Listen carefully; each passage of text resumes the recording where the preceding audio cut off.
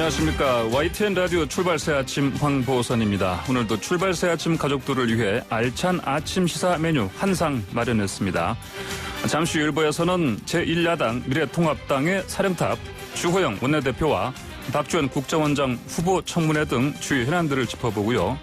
2부에선 저희 한뼘차이 프로그램에도 출연해 청취자 여러분께 친숙한 분입니다. 민하주 국민건강보험공단 보장지원실 연구원과 탈북인으로서 남쪽에 잘 정착할 수 있었던 이야기 들어보죠. 그리고 3부에서는 김태현 변호사, 박원석 정의당 정책위 의장과 함께 열심히 한 분만 파는 코너도 준비했습니다. 4부 못 떠나도 간다. 국제뉴스 시간에서는 탁정 PD가 재미있는 이야기를 가져왔다고 하니까요. 애청해 주시면 감사하겠습니다. 2020년 7월 28일 화요일 YTN 라디오 출발새 아침 잠시 후 출발합니다.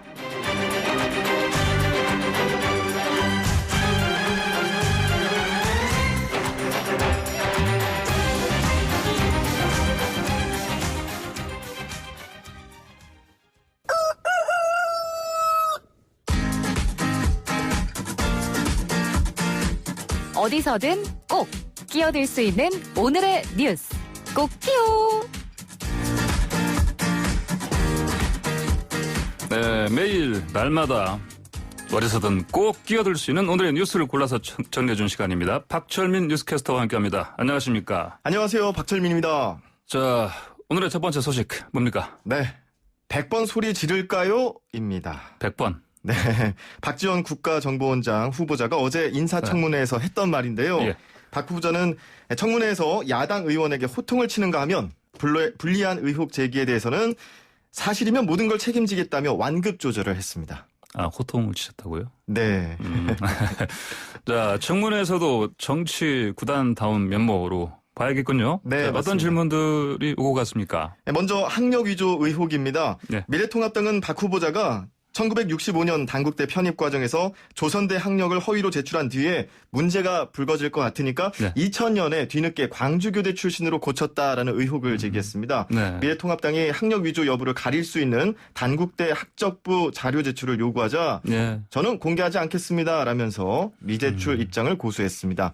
이에 미래통합당 하태경 의원이 떳떳하지 못한 게 있는 것 아니냐라고 지적하니까 박 후보자는 아니 왜 떳떳하지 못하다고 생각하느냐라고 응수했고요. 네. 국민들이 다 보고 있다라고 하 의원이 지적하니까 박 후보자는 저희 국민들도 봐요라고 맞받아쳤습니다. 네. 자, 그런데 또 뭐 여전히 뉴스에 많이 나왔죠. 네. 그 친구한테 빌린 돈 네. 아직 갚지 않은 부분 것도 뭐 또 얘기가 나왔죠. 네, 이게 2015년 5천만 원을 빌린 건데요. 예. 박 후보자는 모 업체 대표 이모 씨, 그러니까 친구로부터 5년간 원금과 이자를 갚지 않은 사실이 있습니다. 이에 네. 대해서 정치하는 사람이 전당대회 선거 앞두고 돈 좀 빌리고 준비하는 건 상식 아니냐며 당당한 자세로 답변했고요. 이어서 어떻게 그렇게 친구 간에 이간질을 하느냐라고 따지기도 했습니다. 이간질. 네. 자, 끝으로 자, 대북관을 묻는 질문에 또 호통치는 모습 나왔다고요. 네. 예. 통합당 주호영 원내대표가 주적이 북한인 것은 틀림없죠라고 답변을 재차 요구했는데 네.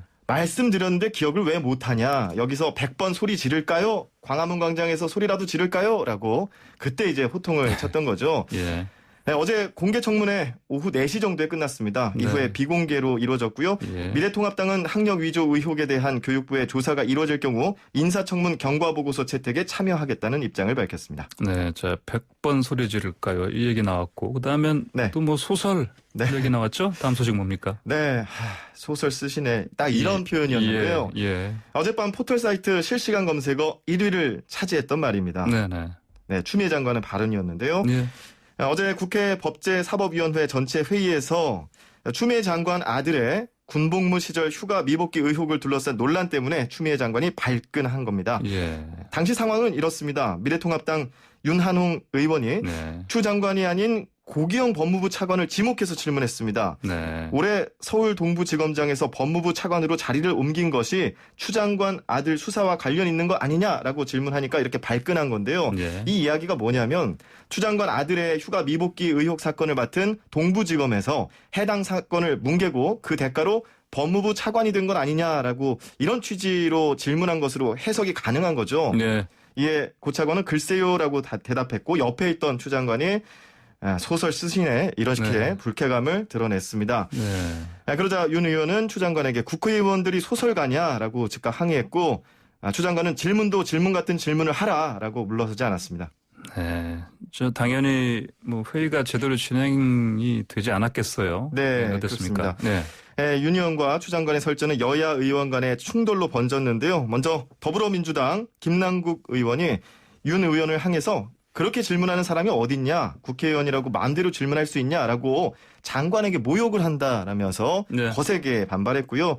윤 의원은 김 의원이 도대체 뭐 하는 분이냐? 법무부 직원이냐? 장관 비서실장이냐? 그랬더니 김 의원은 국회의원이다라고 예, 예. 또 맞받아쳤습니다.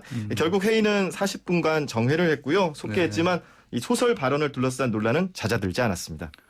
네, 이번에는 또 여당 의원 얘기 같아요, 보니까. 네. 여당 의원이 유료 강좌를 개설해서 이게 또 논란이 됐나 봐요. 네, 지난 밤에 예. 또 검색어를 뜨겁게 달궜는데요. 고민정 더불어민주당 의원이 유료 강좌를 개설하고 자신의 SNS 등을 통해 수강생을 모집해 논란이 일고 있습니다. 네. 현역 의원이 유료 강의를 연 것이 적절하냐라는 일각의 지적 때문입니다. 네. 고민정 의원은 어제 공식 블로그와 페이스북을 통해 8월 5일 시작되는 고민정의 고클래스 정규 강의 수강생 6분을 추가 모집한다라고 밝혔습니다. 네. 앞서 지난 23일에 수강생을 모집했는데 목표 인원을 못 미치자 추가 모집을 시작한 것으로 보이고요. 이 강의는 10명의 연사가 1회씩 강의하는 방식으로 총 10강이 구성되어 있습니다. 수강료는 회당 25,000원, 그러니까 25만 원이 되는 건데요. 네. 10회 강의를 한 번에 결제하면 5만 원을 할인해서 20만 원에 수강할 수 있다고 안내되어 있습니다. 네. 네. 고 의원 측은 선거법상 무료 강연 제공은 불가하기 때문에 실비 기준으로 책정했다라고 덧붙였습니다. 네, 선거법 미리 잘 살펴보고 했기 때문에 문제가 없다 이렇게 설명을 했군요. 당연히 뭐 법적으로 문제는 뭐될 것이 없겠네요. 네, 그렇습니다. 하지만 일부 여론의 시선이 다르기 때문에 예. 논란이 되고 있는 건데요. 현재 국회의원이 그 유료 강좌를 직접 기획하고 진행하는 것과 네. 또 이 강사 중에 남편 조기영 시인이 강사로 나서기 때문에 네, 문제 그렇죠. 제기가 네, 남편이 되고 있습니다. 시인이었죠. 예, 예. 네, 그래서 네. 일부 누리꾼들은 국민의 세금으로 녹봉을 받는 국회의원이 유료 강좌를 개설하는 건 너무한 건 아니냐. 네. 남편까지 강사로 끼워 넣는 건 납득하기 어렵다 등의 반응을 보였습니다. 고민정 의원 어젯밤 10시쯤 페이스북에 글을 올려서 고클래스 운영과 관련해서 선관위의 사전 승인을 받은 부분이고 모든 예. 강사들에 대한 강연료는 김영란법에 의해 책정된다라고 밝혔습니다. 또 네. 남편 조경 씨에 대해서도 강사로 또 불편한 분들이 계시다면 강연자에서 제외하겠다라고 덧붙였습니다. 그렇군요. 자, 마지막 소식이 좀 황당한 것 같아요. 이게 네, 뭐죠? 작고 보니 윗집으로 제가 키워드를 잡아봤는데요. 예. 최근 광주에서 있었던 사건이죠. 아닌 밤중에 외간 남자들이 조건 만남을 하러 왔다라며 초인종을 눌러서 피해자를 불안하게 했던 사건인데요. 네. 용의자가 자수했습니다. 자꾸 네. 보니까 층간소음에 불만을 품고 익명 채팅앱 이용자들을 윗집으로 유인한 20대 남성이었습니다. 그러니까 익명 채팅 앱을 쓰는 그런 회원들을 네, 유인했다. 그렇죠. 윗집으로 유인한 거죠. 아, 그렇군요. 네, 아니면 아까 말씀드린 대로 참 어떻게 이런 일이 벌어졌죠? 이게 그러니까요. 어떻게 이런 일이 벌어진 거예요? 예, 용의자 박 씨는 예. 지난 19일 오전 익명 채팅 앱에서 여성으로 가장해 나를 만나려면 찾아오라라고 남성 3명을 유인한 혐의를 받고 있는데요. 네. 조사 결과 박 씨는 만남 의사를 보인 남성들에게 윗집 주소를 보내고 이 중간에 공동 현관문이 있었습니다. 네네. 잠금 장치가 된 1층 공동 출입문의 비밀번호까지 알려준 것으로 드러났습니다. 어허. 박 씨의 범행으로 19일 오전 1시부터 오전 11시 사이에 채팅방 접속자 중에서 남성 5명 중 3명이 해당 주택의 초인종을 누르거나 문을 두들긴 것으로 확인됐습니다. 네. 박 씨는 평소 층간소음 탓에 위층 주민에게 불만이 있어서 남성들에게 허위 채팅으로 유인했다라고 진술했습니다. 경찰은 법적으로 범죄를 판단하고 관련 혐의를 적용하기로 했습니다. 다만 박 씨에게 속은 남성들은 입건하지 않는다는 방침입니다. 아, 그렇군요. 이 용의자가 그 앱을 쓸 줄 아는 사람이니까 또 이걸 아이디어라고 해야 될지 모르겠네요. 네. 층간소음을 이런 황당한 보복으로 하는 케이스. 네, 그러니까요. 이렇게 노력할 정도면 밑에 집 가서 좀 네. 항의도 하고 예. 잘 얘기해서 원만하게 해결했으면 좋았을 텐데 좀 이렇게 불안하게 보복한 거는 좀 저도 씁쓸한 생각이 듭니다. 코로나19 시대 비대면 갈등으로 봐야 되지 않을까요? 그러면 적절한 지적이신 것 같습니다. 예, 제가 너무 좋게 해석한 것 같습니다. 자, 박철민 뉴스캐스터였습니다. 수고하셨습니다. 고맙습니다. 친절한 시사 시원한 통찰, 출발 새 아침, 슬기로운 인터뷰.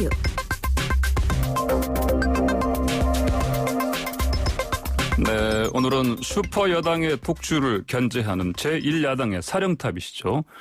주호영 미래통합당 원내대표와 연결해서 정치적인 뜨거운 이슈들 짚어보겠습니다. 주 의원님 안녕하십니까? 예, 안녕하십니까. 자, 어제 박지원 국정원장 후보자 청문회가 있었습니다. 주호영 원내대표시니까 당연직이시죠. 국정위 청문회로 당연히 참석하셨고. 자, 이전에 박 후보자에 대해서 뭐 적과 내통하는 사람이다 이렇게 말씀하셨는데 청문 이제 해보신 다음 지금도 박 후보자가 국정원장으로 부적격이다 이렇게 보십니까? 이제 오늘 10시에 청문 보고서 채택 회의가 있을 예정인데요. 예. 네네. 저희들은 여러 가지 점에서 부적격이라고 보는 거죠. 예. 우선 국정원장은 안보기관의 수장이지 무슨 북한과 대화하고 협상하는 기관이 아니거든요. 예. 그런 점에서 우선 개념 설정부터 잘못됐다고 보고 있는 것이고요. 네. 어제 청문회에서 나왔지만은 국정원장이 국내 정치에 개입해서 많은 사람들이 구속도 되고 처벌을 받았는데요. 네. 박지원 후보자가 이전에 이병기 후보자에 대해서 그런 걱정을 했어요. 네. 국내 정치를 많이 해서 그런 위험성이 있다 그랬는데 박지원 후보자는 그런 점에서 보면 훨씬 더 하지요. 네. 그런 점이 걱정이고 그다음에 어제 나왔습니다마는 본인은 서명한 사실을 부인했습니다마는 특검과 대법원 판결로 확인됐던 대북 송금 문제. 네. 이것은 판결문에 의하더라도 사실 국민에게 알리지 않고 북한 측과 내통한 그런 증거거든요. 이게. 네. 네. 그런 점에서 저는 부적합하다고 보고 그다음에 또 미국과의 신뢰, 소위 이제 정보기관들끼리는 정보 교류가 있는데 예. 그 정보기관이나 수장에 대한 믿음이 없으면 네네. 고급 정보를 주지 않거든요. 예. 그런 점에서 과연 박지원 후보자가 미국이나 이런 데로부터 정보를 주면 이 정보가 보안이 지켜지고 네. 할 것이냐 이런 데 대한 확신을 못 주고 있다. 저희들은 그런 점에서 적합하지 않다고 보는 것이죠. 네. 더 나아가서 학력 문제가 남아 있습니다. 저희들은 단국대학교 편입할 때 조선대학교 5학기를 마쳤다고 그래서 편입해서 단국대학교에서 3학기를 해서 수료한 걸로 그렇게 최초의 서류가 정리돼 있었습니다. 예. 그런데 조선대학교에 다니는 흔적이 전혀 없는 걸로 나와요. 예. 그러다 보니까 2000년경에 조선대학교에서 편입했다는 사실을 지우고 네.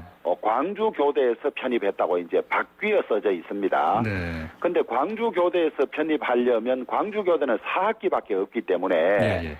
6학기제로 편입이 안 되는 것이거든요. 네네네. 그래서 이 조선대 편입 조선대를 5학기 다니다가 왔다고 어떻게 입학할 때는 서류를 낸 것 같은데 예. 그것이 사실이 아닌 걸로 밝혀지자 광주교대로 했는데 거기서 이제 치명적인 꼬리를 남긴 셈이죠. 4학기 같으면 6학기에 편입이 안 되는 것인데 네네. 이런 문제가 해소되지 않았다고 보는 겁니다. 네, 총 5가지 문제를 제시하시면서 여전히 부적격이다 이렇게 말씀하셨습니다. 예. 어제 박 후보자의 대북관 검증이 하루 종일 이어졌습니다. 추적 논란인데 이른바. 박 후보자가 이 관련해서 속 시원히 답변을 낸 것으로 보십니까? 어떻게 보십니까? 저는 그렇게 봅니다. 답변은 심지어 네. 이 화를 내면서까지 네. 내가 100번씩이나 이 북한이 주적이라고 외쳐야 하느냐. 예. 광화문 광장에까지 가서 외쳐야 되냐. 이렇게 아주 이야기를 한 걸로 봐서 예.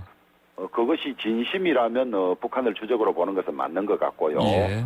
다만 이제 청문회에서 말하는 것과 실제 신념이 그런지 이런 것들은 좀 더 두고 봐야 되겠죠. 예, 알겠습니다. 주호영 원내대표께서 2000년 4.8 남북 합의서에 북한에 30억 달러를 제공한다는 비밀 협약서가 딸려 있었다. 여기에 박 후보자가 서명했다는 별도 문건을 어제 제시하셨습니다. 박 전 후보자는 이 대북 송금 합의서에 대해서 위조한 문서라고 강하게 반발했는데요. 자, 진실을 좀 어디에 있는 걸로 봐야 됩니까? 진실을 끝내 감출 수는 없겠죠. 네, 그리고 네, 이제 하나의 거짓말을 덮으려고 7, 8가지의 거짓말이 동원돼야 한다는 이야기도 있는데요. 네.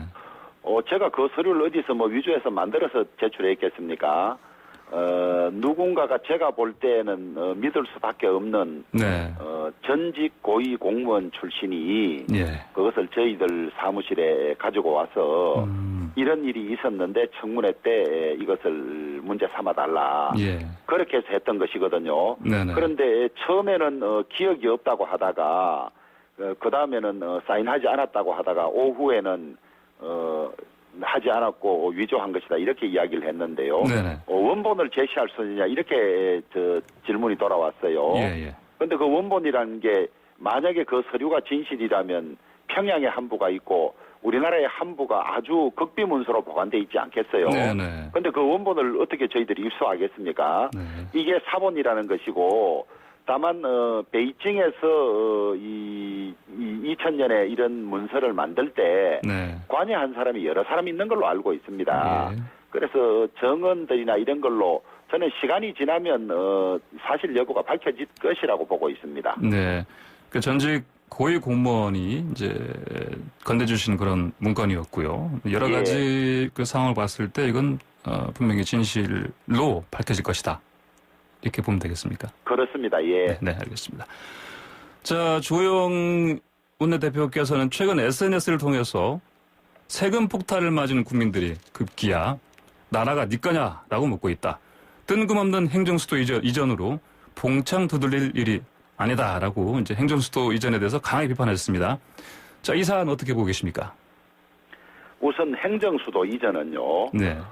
서울 수도권 집값이 폭등하자 이 관심을 돌리고 또 이렇게 하면 집값이 내려간다는 걸 그런 방법으로 보여주기 위해서 갑자기 제기한 문제예요. 예. 이것이 대통령의 대선 공약도 아니었고 불과 몇 달밖에 지나지 않았습니다마는 총선 공약도 아니었고 예. 또 그 이틀 전에 하루 전인가 이틀 전에 있었던 대통령의 이 국회 개원 연설에서도 언급이 전혀 없었던 겁니다. 네네. 저희들은 왜 이 문제 제기가 됐는지를 들은 바는 있습니다만은 네. 확정이 없어서 이야기하기는 어렵고요. 네. 그다음에 지금 국민들이 이게 나라가 네 거냐 무슨 세금 올리고 뭐 하는 것을 뭐 마음대로 그냥 주물딱거린다 이런 이야기죠. 예. 이 행정수도를 이전하려면 2004년에 있었던 헌법재판소 유연 결정 문제가 먼저 해소돼야 하는 것이고요. 네. 문재인 정권의 부동산 정책 실패를 행정수도로 물타기 하는 것이다. 네. 뿐만 아니라 이 대선을 앞두고 네. 지난번 노무현 대통령께서 선거에서 재미 좀 봤다고 한 이 재미를 다시 보려고 하는 것으로 그렇게 네. 보고 있고요. 네. 다만 우리는 이 유연성 문제가 해결되기 전에 또 진정성 없이 낸 이 행정수도 이전에 대해서는 반대하지만은 예. 국토 균형 발전이나 지방 소멸 이런 문제는 여전히 남아 있기 때문에 예. 이것을 행정수도 이전의 문제로 풀 것이 아니라 전체적인 국토 균형 발전 또 농촌이나 지방 소멸 문제 이런 전체적인 차원에서 논의해야지 예. 충청권 표심을 염두에 둔 행정수도 이전 위헌성 문제도 해결되지 않은 것을 이렇게 급작스럽게 제기하는 것은 참 나쁜 일이다 이렇게 보고 있죠. 네. 자, 그런데 우리 같은 통합당 내부에서 이 긍정하는 일부 의원들이 이런 분위기가 또 감지되기도 합니다. 이런 분위기 어떻게 봐야 되겠습니까? 이제 예. 그런 분들도 여전히 예. 이 의도는 아주 불손하게 보인다. 네네. 그다음에 위헌 문제가 해결돼야 한다. 이런 문제는 여전히 지적하고 있습니다. 예. 있고 그분들도 이게 민주당이 선거에서 재미를 보고 또 이용하려고 하는데 우리가 무작정 반대하는 것이 옳은 것이 아니고 예. 국토 균형 발전 문제나 지역 소멸 문제는 진지하게 고민해야 된다 이런 취지이지 예. 행정수도 이전 지금 찬성하자 이런 결코 아니거든요. 네네. 네, 알겠습니다. 그러면 이제 방금 말씀하신 대로 전체 국토 균형 발전 이게 중요한 건데 큰 그림으로 봤을 때 지금 어떤 부동산 문제도 일으키고요. 수도권 집중 과밀 현상이 어떻게 해결하는 게 좋다고 보십니까? 그런데 세종시가 만들어졌다고 해서 예. 수도권 과밀화 현상이 조금은 해결됐겠지만은 예. 국민들이 체감할 수 있는 수도권 과밀화 해소는 전혀 없다는 겁니다. 예. 그것은 그냥 행정수도 하나를 단순히 이 무슨 세종으로 이전해서 해결될 문제가 아니라 예. 국가 전체적으로 어떻게 균형 발전을 할지를 아주 치밀하고 네. 전문가들이 많이 모여서 논의해서 될 문제인데 이것을 선거에 이용할 목적으로 이렇게 불쑥 던져서 혼란만 야기하는 것은 여당으로서 참으로 나쁜 태도라고 보죠. 예, 그러시군요. 자, 치솟는 부동산 앞에서 국민을 죄인시하면서 중구난방한 화풀이 대책을 쏟아낸다. 이렇게 정부의 부동산 대책을 꼬집으셨습니다. 여기서 화풀이 대책이라고 말씀하셨습니다. 어떤 점에서 그렇게 우선 표현하신 두 건가요? 가지인데요. 네네네. 국민을 죄인시한다는 말은 네. 투기꾼들을 나쁘게 보고 잡을 대책을 세워야 하는데 예.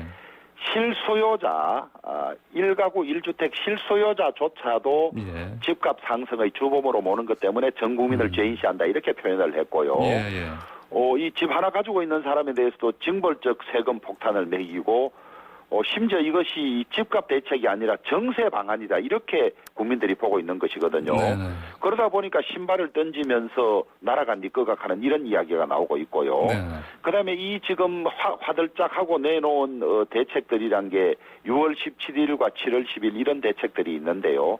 이 대책으로 부동산 혼란이 더 가중되고 또 매물 잠김 현상이 나타나고 예.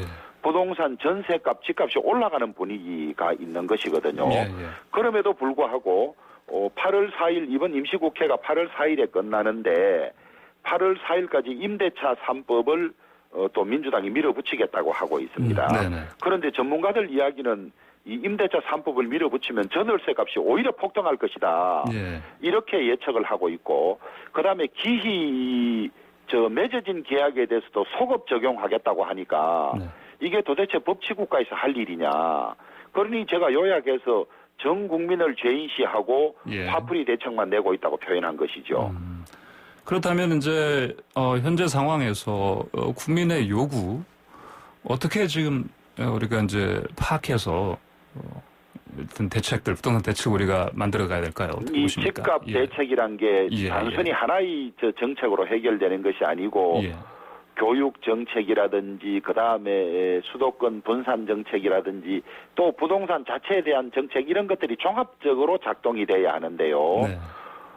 그런데 이 정권은 아무 전문성이 없는 김현미 장관을 이렇게 장수 장관으로 두면서 네. 22차례 낸 정책들이 전부 거꾸로 가고 있음에도 불구하고 교체하지 않고 그냥 그렇게 고집을 하고 있거든요. 네. 그래서 저희들이 이 교체해달라고 해도 꿈쩍도 하지 않고 또 저희들이 숫자가 절대적으로 부족해서 탄핵할 수도 없고 이런 상황이 계속되고 있는 거죠. 네. 저는 대통령으로서도 김현미 장관을 바꾸기가 쉽지 않다고 보는 것이 이 국회의원 총선에 출마할 사람을 붙잡아 놓았으니까 네. 총선 끝나고 몇 달 만에 내보내기가 쉽지 않을 걸로 봅니다. 네, 네. 그러는 사이에 결국 피해는 국민들에게만 돌아오는 것이 아닌가. 이게 제일 안타까운 겁니다. 네, 알겠습니다. 주제를 좀 바꿔보겠습니다. 내년 4월이죠. 서울과 부산 재보궐선거에 여당에서는요. 당헌 당규를 수정해서 시장 후보를 낼 것 같은 그런 조짐이 있습니다. 그렇다면 이에 대항해서 야권에서는 뭐 단일 후보를 낼 가능성도 제기되고 있는데 어떻게 높게 봐야 되겠습니까? 어떻게 봐야 될까요? 저는 지금 이제 사회자께서 예. 당헌 당규를 수정해서 낼 것으로 보인다 이랬는데 이 말이 아주 위험한 말이라고 이런 생각합니다. 조짐도 있다는 말씀이었습니다. 이걸 절대 용인하면 안 되는 것이죠. 예. 이걸 강하게 비판해야 되죠. 네. 물론 이 사람들이 이 공직선거법 때 비례정당을 만들면 안 된다고 형사 고소까지 했던 사람들이 네. 자기들이 그냥 눈 하나 깜짝하지 않고 당을 만드는 걸 보고 능히 그럴 수 있는 사람들이라고는 보지만은 예. 우리가 먼저 앞장서서 이 사람들이 후보를 낼 것으로 보인다. 이건 아주 저는 그 사람들이 가는 길을 틔워주는 것이라고 봅니다. 네. 그래서 책임 있는 집권 여당이 헌법에 버금가는 당헌을 위반하면서 혹은 당헌을 금세 바꾸어서 후보를 내는 것은 아주 나쁜 일이라는 걸 먼저 전제를 해놓고요. 네, 네. 이 관문을 하나 통과해야 되고 이건 이제 1구2원 내지는 국민들에게 이 환심을 사기 위해서 이런 당헌을 만들어 놓고 네. 분리하면 금방 또 바꾸는 이 행태 자체를 강하게 비판해야 하고요. 예. 그다음에 이 두 지역이 이 자기 당 출신 자치단체장들의 범죄 행위로 인해서 장기간 시정 공백이 생겼지 않습니까? 네, 네. 이 피해가 고스란히 시민들에게 돌아가고요. 그다음에 부산시와 서울시는 인구가 많아서 이 재선거 비용 자체가 수천억 되는 걸로 알고 네, 있습니다. 네. 이런 피해까지 끼치면서 후보를 내면 저는 절대 안 된다고 보죠. 안 된다고 보고 네, 네. 만약에 이 사람들이 이렇게 후한무치하게 당헌을 바꾸고 혹은 당헌을 둔 채로 후보를 낸다면 이런 상황만은 막아야 할 것이니까 네, 네.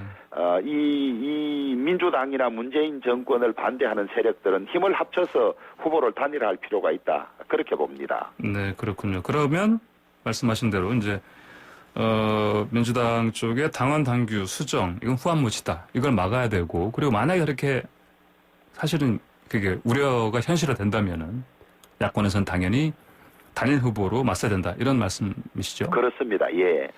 알겠습니다. 그러면 자, 이게 방식을 또 약간 흥미로운 표현으로 내신 적이 있습니다. 그 미스트롯 방식으로 야권 후보를 내겠다. 이렇게 말씀하셨는데 이거 어떤 말씀입니까, 이거는요? 이제 미스터롯 방식이란 게 저는 두 가지 네. 특징이 있다고 봅니다. 예. 우선 그 과정이 즐겁고 재미있고 의외성이 있어야 한다. 재밌고 즐겁고 의외성. 네. 예. 네. 그다음에 두 번째로는 많은 사람들이 참여해야 한다. 네. 그렇게 봅니다. 그런데 지금까지 저희 미래통합당의 후보 선출 방식은 당원들이 투표한 것을 50%, 그다음에 네. 여론조사를 50% 이렇게 했거든요. 네네. 그러니까 이게 당내 행사에 머무르는 그런 경우가 많았습니다. 네네. 그래서 이번에는 국민을 상대로 단순히 여론조사를 할 것이 아니라 많은 국민이 참여하는 방식이 돼야 할 것이다. 네네. 그리고 그 후보를 정하는 과정 자체가 아주 재미있고 의외성이 있어서 일반 국민들도 관심을 가지고 참여하고 그것이 화제거리가 돼야 한다. 이제 이것을 저희들은 미스트롯 방식이라고 보고 있고 예. 아마 그런 과정으로 그 경선 방식을 설계해 나갑니다. 그러시군요. 알겠습니다. 자, 재미있고 의외성이 있고 국민 다수가 참여할 수 있는 그런 과정을 통해서 단일 후보를 내겠다. 이런 말씀이시로 이해하겠습니다. 자, 추미애 장관에 대한 탄핵소추안 냈지만 부결됐습니다. 그런데 어제는 또 이제 추미애 장관 아들 논란이 있죠. 병역 논란. 소설 쓰시네라고 한 발언이 크게 또 화제가 됐습니다. 이 발언 어떻게 보십니까? 저는 거의 안하무인이고요. 예. 본회의장에서 답변하는 태도조차도 네. 저한테 시비 걸려고 질문하는 거 아니지 않습니까? 그래서 어쩌라는 건가요? 이런 안하무인이 없습니다. 예. 국회의원이 국회에서 하는 질문은 개인이 하는 것이 아니라 국민을 대표해서 국민이 묻는 것이거든요. 그런데 이런 인자 답변, 그 다음에 어제 그 법사위에서도 소설 써내라고 이야기한 것 자체는 저는 거의 안하무인이라고 보고 있습니다. 예. 이 조금 강하게 표현하면 거의 국회에서 난동을 부린 수준이라고 보고 있는 거죠. 네네. 우리 이해찬 대표께서 서울을 천박한 도시라고 했습니다만은 그 인품이 천박한 것이 아니냐 저는 그렇게 표현하고 싶습니다. 이제 추미애 장관 발언 안하무인이다, 난동이다 이렇게 표현하셨고, 또 이해찬 대표의 발언은 인품을 의심해봐야 된다 이렇게 말씀 평가하셨습니다. 네, 더 질문하고 싶은 것들이 있는데 오늘 말씀 여기까지 듣겠습니다. 감사합니다. 예, 감사합니다. 네, 지금까지 주호영 미래통합당 원내대표였습니다. 네, YTN 라디오 출발새 아침 1부 순서 마치면서 코로나19 자가격리자 생활수칙 안내 말씀드립니다. 자가격리자께서는 격리기간 중 분리된 공간에서 생활하시고 특히 가족을 포함한 타인과의 접촉을 삼가주시고 손길이 닿는 표면은 매일 소독하고 거주 공간은 자주 환기하시고 생활용품 구분 사용하시고 건강상태 확인 보고 등 생활수칙을 철저히 준수해 주시기 바랍니다. 자가격리자 동거인의 경우 해외 입국자를 공항에 맞이하러 가실 때 악수 등 신체 접촉은 피하시고 거리 두기, 특히 노인, 임산부 등 면역력이 저하된 가족 또는 동거인은 자가격리자와 접촉을 하지 않도록 합니다. 자가격리자가 격리에서 해제될 때까지 많은 사람과 접촉하는 모임, 또 다중이용시설 이용을 자제해 주시기 바랍니다. 아울러 발열 37.5도씨 이상, 기침 등 증세 발현 시에 즉시 질병관리본부 콜센터 국번 없이 1339로 알려주시기 바랍니다. 이상 중앙재난안전대책본부에서 알려드렸습니다. 저는 잠시 후 2부로 돌아오겠습니다. 친절한 시사 시원한 통찰. 출발 새 아침. 네, 지난 일요일 북한 노동신문을 통해서 남쪽에서 월북한 탈북민이 있다는 소식이 전해졌습니다. 처음에는 북한이 거짓말을 하고 있다는 반응이 많았는데요. 추후 우리 군 조사를 통해서 한 20대 남성 탈북민이 월북한 것으로 추정되면서 충격을 주고 있습니다. 목숨 걸고 탈북해 남쪽으로 내려왔지만 제대로 적응 못하고 범죄로 빠지기도 하면서 다시 월북을 해도 몰랐던 부실한 탈북자 관리에 대해서 경각심을 주게 합니다. 저희 YTN 라디오에서 일요일 오후 1시 10분에 방송되는 한 뼘 차이 프로그램에서는 남쪽에 잘 정착한 탈북민들의 이야기를 소개해드리고 있는데요. 오늘은 그중 한 분을 모셨습니다. 전직 간호사이시자 국민건강보험공단 보장지원실 연구원으로 계신 민하주 선생님입니다. 안녕하십니까?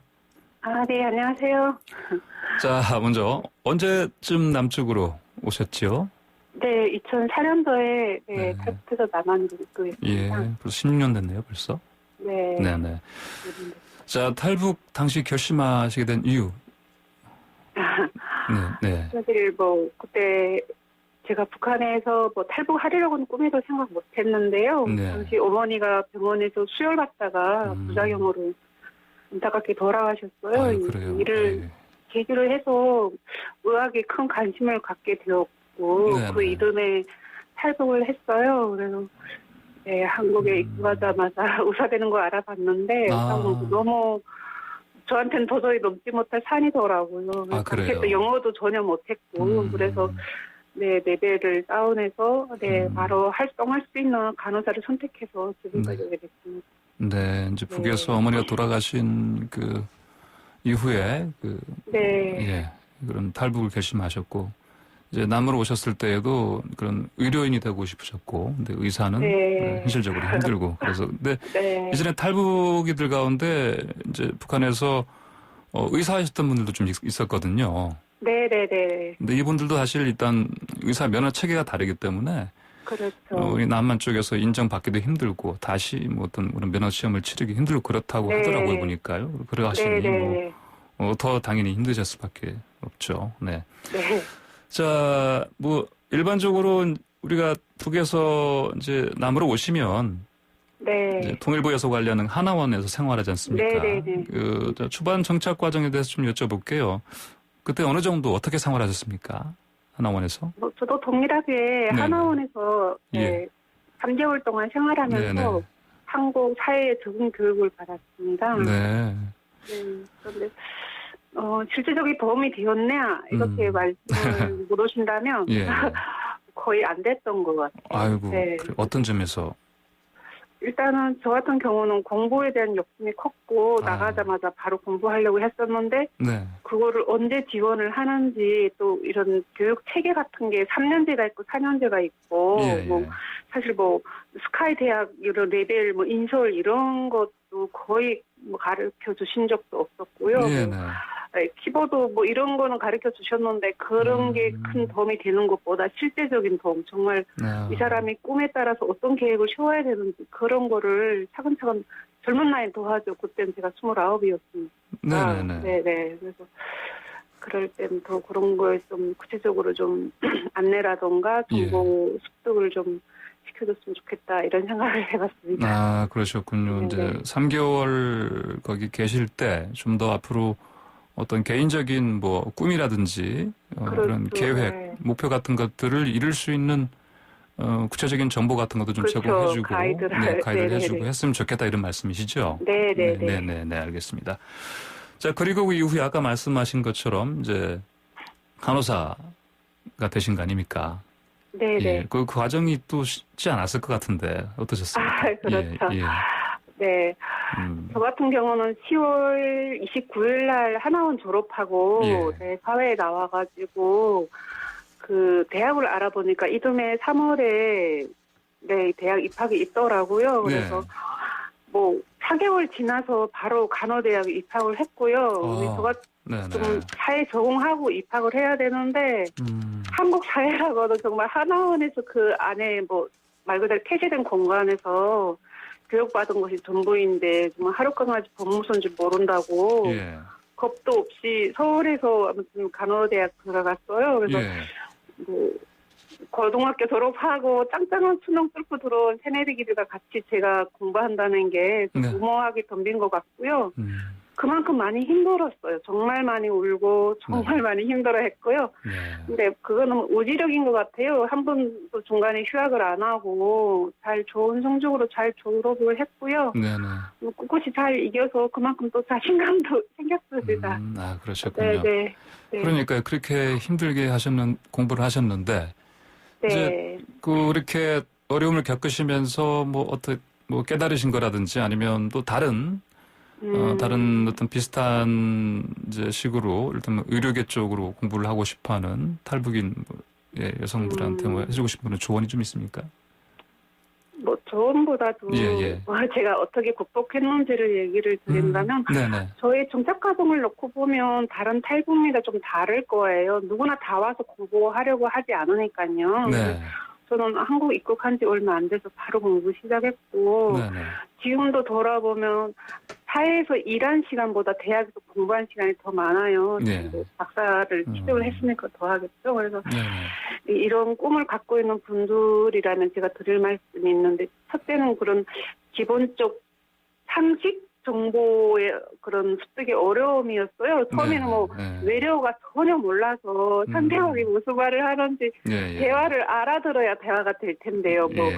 에어라든가 하이라이트만 우리가 일반적으로 사용하는 쇼킹 이런 단어도 거의 못 알아서 저 같은 경우는 수첩 하나 갖고 다니면서 계속해서 적었거든요. 조금 받아줬고 집에 와서 네이버에 쳐보고.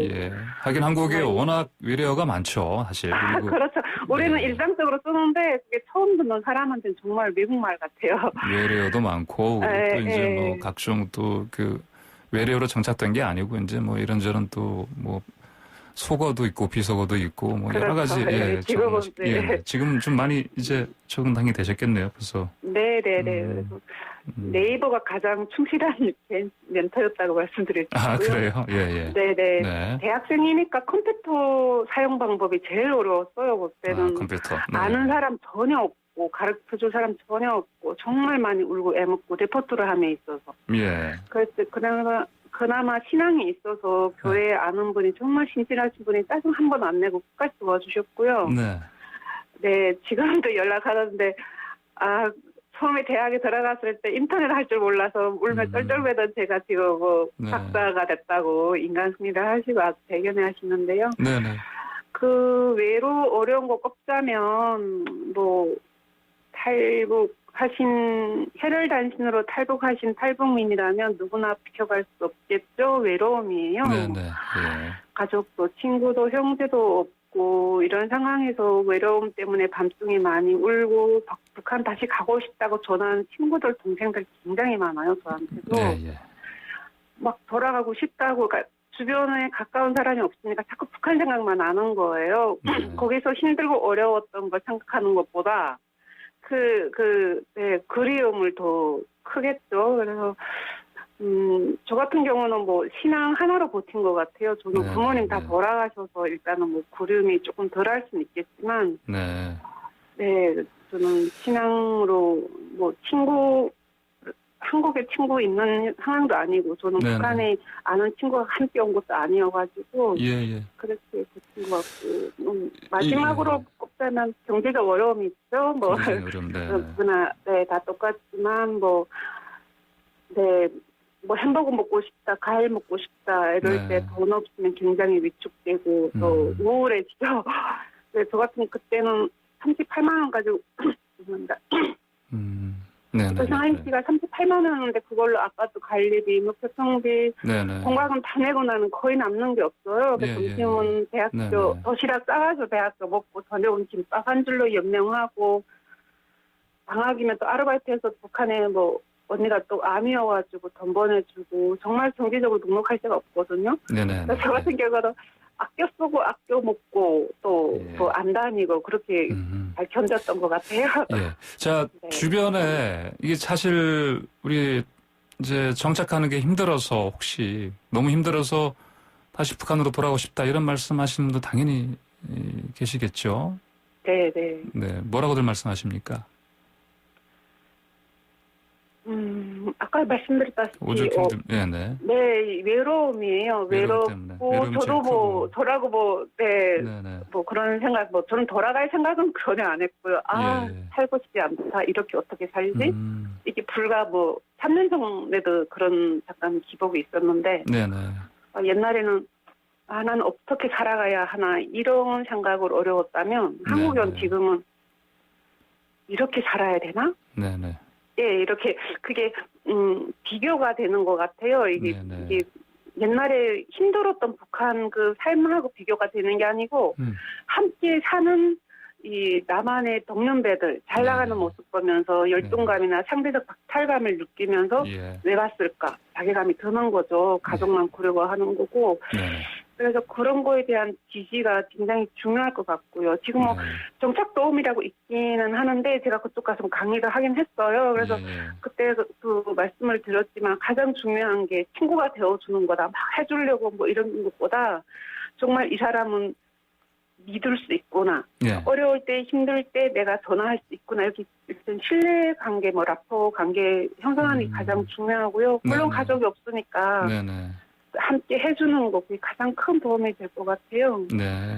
네, 네, 알겠습니다. 경제적 어려움인데 예, 본인의 의지가 중요하죠. 그래요. 근데 다른 어려움들이야 이제 개인적으로 해결해 나갈 수 있는 부분들이 있지만은 특히 이제 네. 외로움 같은 경우는 함께 나눌 수 있는 뭐 믿을 수 있는 친구들 그런 관계를 잘 만들어서 예, 네, 네. 극복해야 된다 이런 말씀으로 제가 알아듣겠습니다.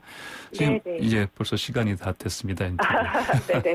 자, 오늘 말씀 여기까지만 듣겠습니다. 감사합니다. 네, 감사합니다. 네. 네. 지금까지 탈북민 출신 민하주 국민건강보험공단 보장지원실 연구원이었습니다. 네, FM 94.5MHz YTN 라디오 출발 새 아침 8시 종각에 돌아오겠습니다.